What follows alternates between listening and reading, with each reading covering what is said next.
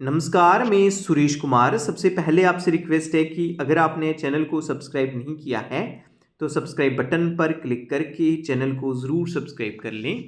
तो आज हम जिस टॉपिक के बारे में चर्चा करने के लिए जा रहे हैं, वो है कि फॉर एग्ज़ाम्पल कोई प्रेग्नेंट लेडी जो है, जो गर्भवती महिला है, आपने अपने पोषण ट्रैकर पे उसको रजिस्टर करके रखा है और अगर उसका इन बिटवीन एबॉर्शन हो जाता है, जब मिसकैरेज हो जाता है, तो उस केस में आंगनवाड़ी वर्कर्स जो हैं वो पोषण ट्रैकर में क्या करेंगी।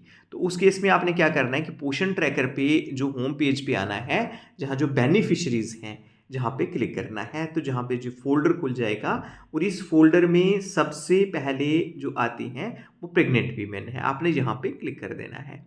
उसके बाद वो वाली प्रेग्नेंट वीमेन, वो वाली गर्भवती महिला जिसका एबॉर्शन हुआ है, आपने उसके आगे जो 3 डॉट्स लगे हैं, इन 3 डॉट्स पे क्लिक करना है।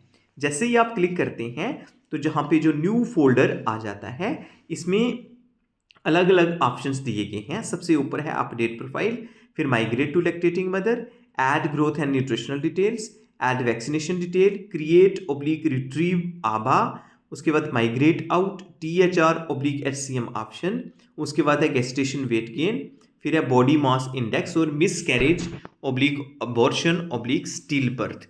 तो ये लास्ट वाला जो कॉलम है, जो लास्ट वाला ऑप्शन है, इसको आपने क्लिक करना है, मिसकैरेज/एबॉर्शन/स्टिल बर्थ।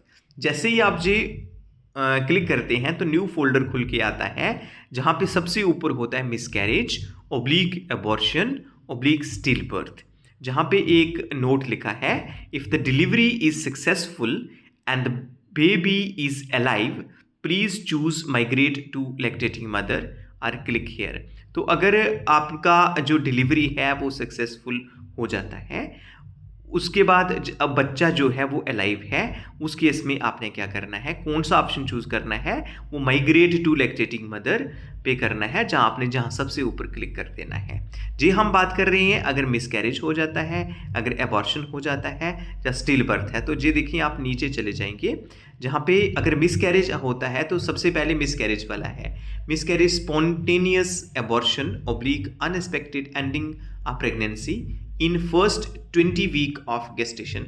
अगर प्रेगनेंसी के टाइम जो पहले जो 20 महीने हैं, पहले 20 महीने का मतलब हो गया कि एक महीने में नॉर्मली देखा जाए तो 4 सप्ताह होते हैं, 4 वीक्स होते हैं, और 5 महीने के बीच अंदर अंदर अगर मिसकैरेज वगैरह हो जाता है तो आपने यहाँ पे मिसकैरेज पे क्लिक करना है।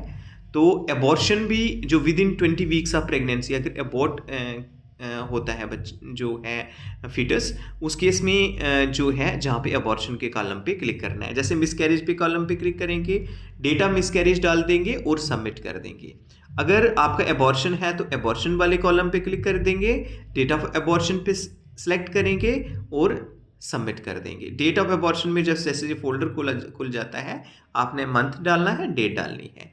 उसके बाद अगर ये नहीं है, अगर एबॉर्शन आफ्टर 20 वीक्स है, अगर विद इन 20 वीक्स है तो ऊपर वाला जो कॉलम है अबॉर्शन वाला वो क्लिक करना है। अगर abortion after 20 weeks of pregnancy due to some medical challenges होता है तो आपने यहाँ पे क्लिक करना है और वो डेट लिखना है और सबमिट कर देना है।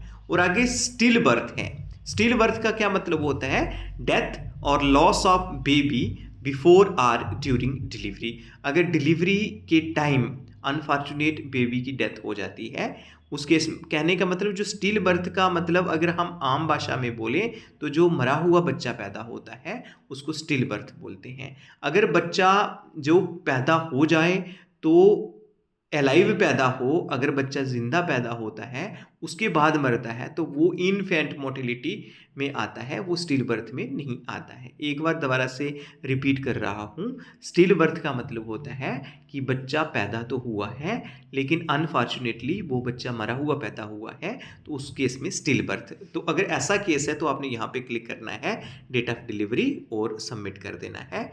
अगर बच्चा जो है वो जो है, अगर बच्चा जब पैदा होता है वो जिंदा था उसके बाद मरता है तो वो स्टिल बर्थ में नहीं आएगा, वो इन्फेंट मोर्टेलिटी में आता है। आई थिंक कि इसके बारे में अभी आपको पता चल गया था, कल चल गया होगा, क्योंकि जो मेन क्वेश्चन यही था कि अगर इन बिटवीन प्रेगनेंसी में मिसकैरेज हो जाता है, एबॉर्शन हो जाता है, जहाँ स्टिल बर्थ होता है, उस केस में हम उसका क्या करेंगे। तो आपने इसी स्टेप फॉलो करनी है और जैसे ही आप सबमिट करेंगे वो बेनिफिशियरी जो है वो आपके पोषण ट्रैकर से ऑटोमेटिकली हट जाएगी।